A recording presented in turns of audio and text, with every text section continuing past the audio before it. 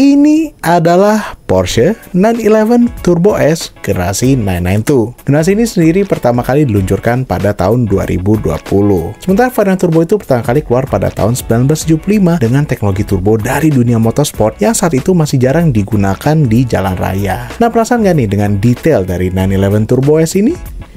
Mari kita kupas. Varian 911 Turbo dari generasi 992 pertama kali diluncurkan pada tahun 2020. Pada bagian eksterior, varian 911 Turbo dapat dibedakan dari lampu depan LED dengan dark surround. Kemudian di bagian bumper terdapat adaptive cooling air flap di depan serta variable front spoiler. Dibandingkan dengan 911 standar, model turbo ini lebih lebar hingga 45 mm.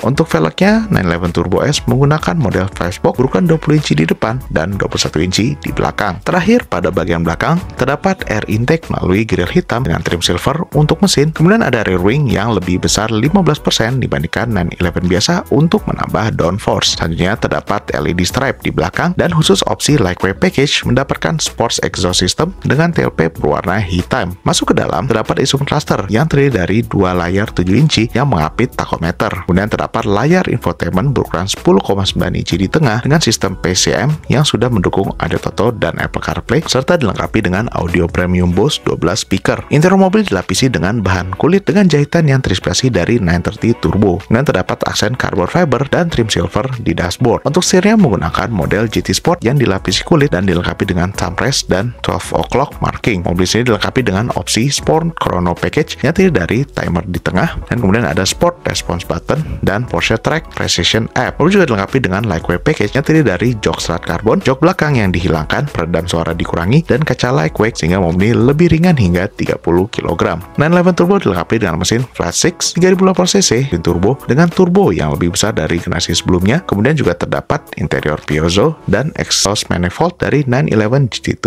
RS. Hasilnya mesin ini mampu menghasilkan tenaga 641 horsepower dan torsi 800 Nm sehingga generasi ini menjadi 911 Turbo paling bertenaga dalam sejarah Porsche. Tenaga mesin dihasilkan melalui transmisi double clutch PDK 8 percepatan menuju ke 4 roda. Hasilnya 0 ke 1 km per jam dapat ditempuh dalam waktu 2,7 detik menuju top speed 330 km per jam dan konsumsi BBM-nya diklaim mencapai 8,3 km per liter. Untuk suspensi, mobil menggunakan independent MacPherson strut di depan dan multilink di belakang yang dilengkapi dengan teknologi PASM Sport Suspension yang bisa membuat mobil lebih rendah hingga 10 mm dan bisa mengatur suspensi secara otomatis tergantung kondisi jalan. Mobil juga dilengkapi dengan fitur Porsche Dynamic Chassis Control dengan active roll bar sehingga mobil menjadi lebih stabil saat menikung. Kemudian ada rear axle steering yang membuat mobil menjadi lebih lincah di kecepatan rendah dan stabil di kecepatan tinggi, serta terdapat fitur Porsche Traction Management, Porsche Torque Vectoring Plus, dan Porsche Stability Management. Mobil juga dilengkapi dengan front lift system yang bisa meninggikan mobil hingga 40 mm untuk melewati posisi tidur atau jalan jelek. Untuk pengeremannya, mobil menggunakan rem cakram 6 piston di roda depan dan 4 piston di belakang. Pada varian 911 Turbo, rem karbon seramik sudah menjadi standar. 911 Turbo ini menjadi salah satu varian 911 tertinggi di luar versi GT3 yang dibuat untuk sirkuit dan varian limited edition.